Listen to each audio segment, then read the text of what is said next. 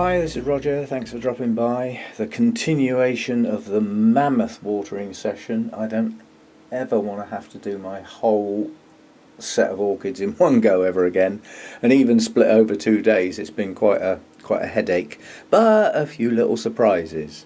As you all know, Paphiopedilums are not my favourite orchids because they are just so slow.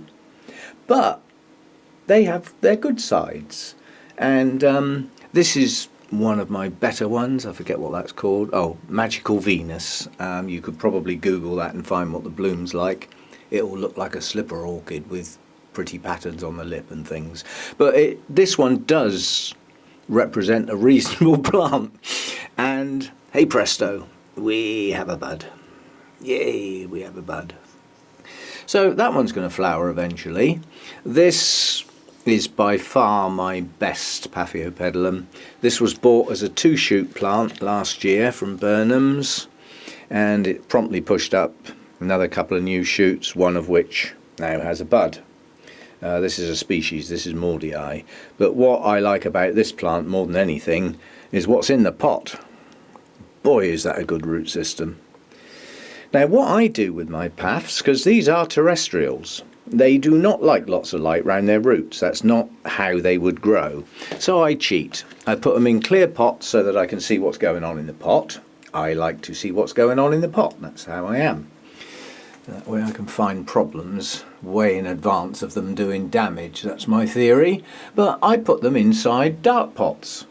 So the plant thinks it's in a dark pot, whereas I can just take it out and have a look at it when I wish. So yeah, I mean, some of the other paphs are not doing so good. That's a strange one, that is. That's not a bad plant. That's not a good plant. And that can't make its mind up. It started to push a new shoot out and then seemed to stall. And that's my worst plant.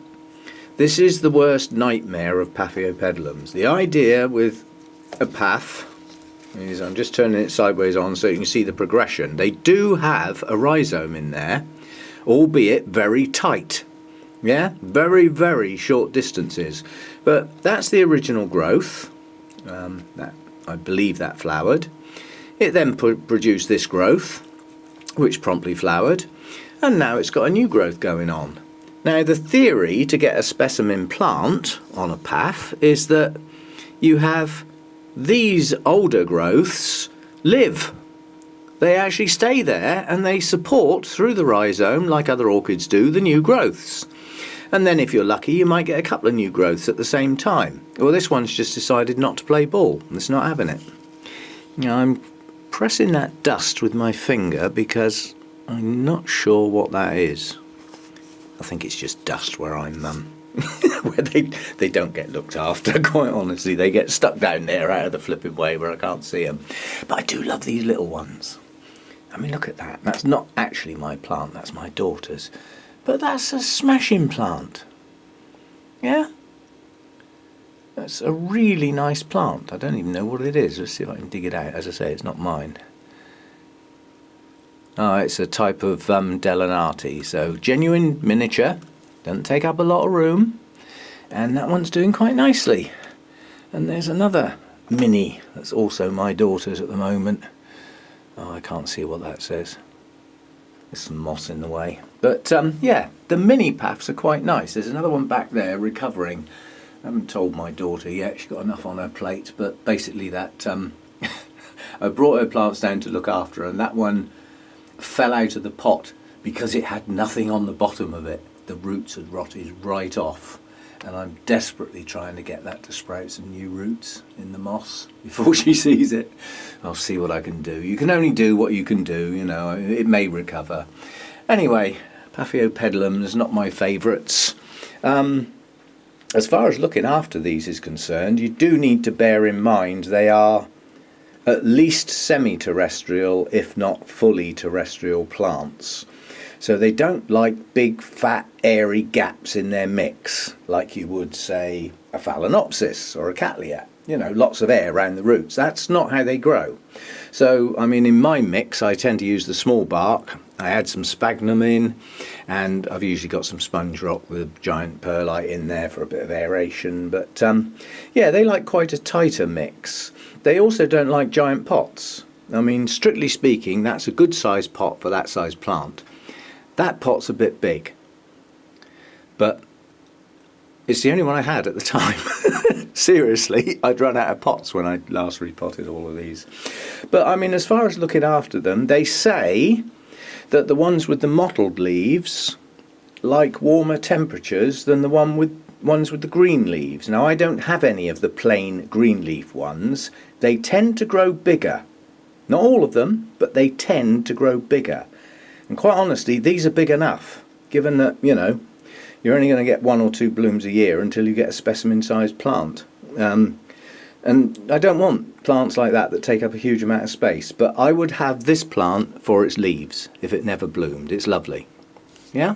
So, you know, they serve a purpose, but they are incredibly slow growing. I mean, you can see the 2 spikes on there. Those spikes were both on it when I got it. One was open and one was coming soon. And as I said, it's now got a couple of new growths coming. One there, and hopefully, well, that one's going to bloom, and hopefully the other one will follow on behind. Those blooms on Maudii lasted 3 months, so there's a very good chance that that slightly younger growth there will catch this one up while it's still in flower, and they'll both be out together, which would be nice. As far as care is concerned, they just get, I'd say, medium light. I don't give them heavy shade, they get medium light. All I do to adjust my light levels is high shelf, bright light. Up in the roof, very, very bright light.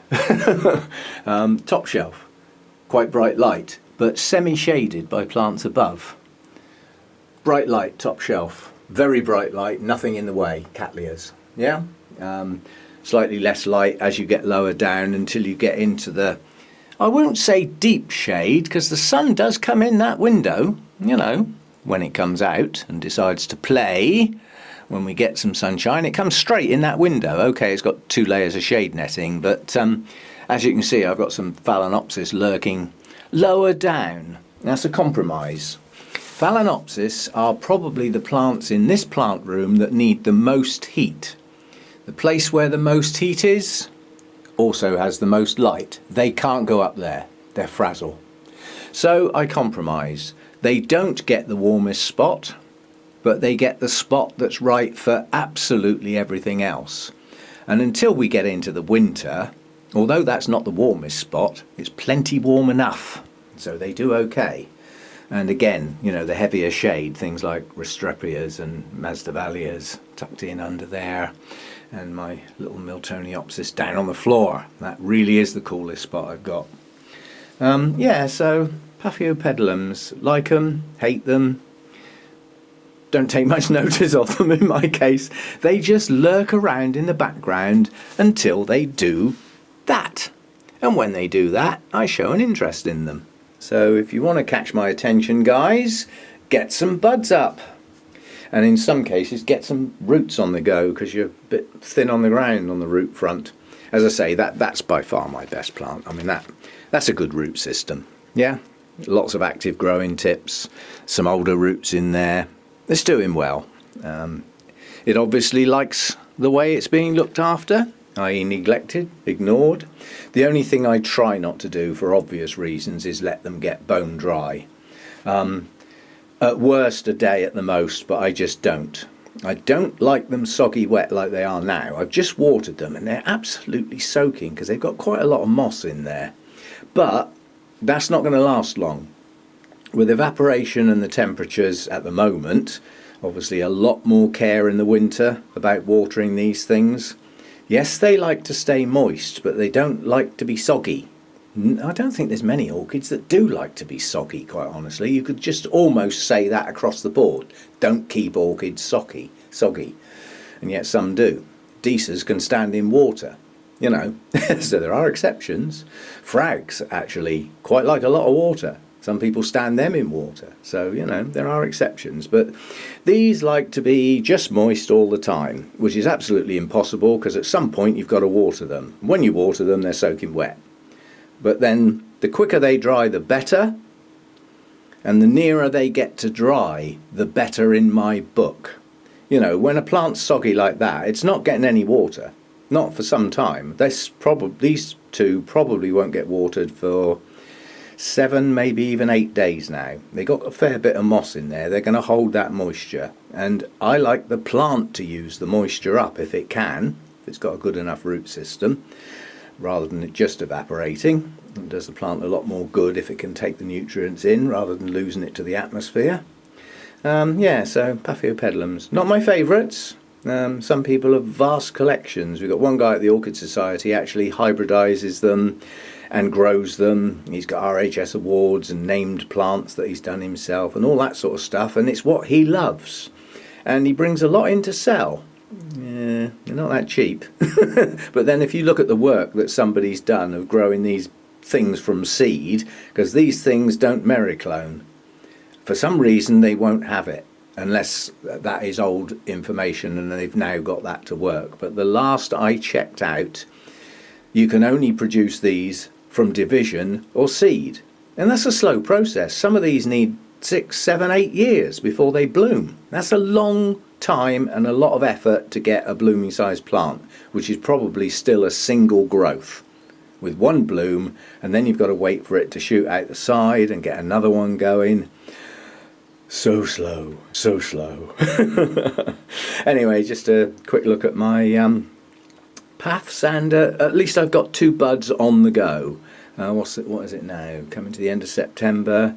They'll probably be out by Christmas, and then they'll probably be out till March, April time. So once they do bloom, they last ages. It's just getting the flipping things to do it. Okay, just a quickie. Thanks for dropping by. See you next time.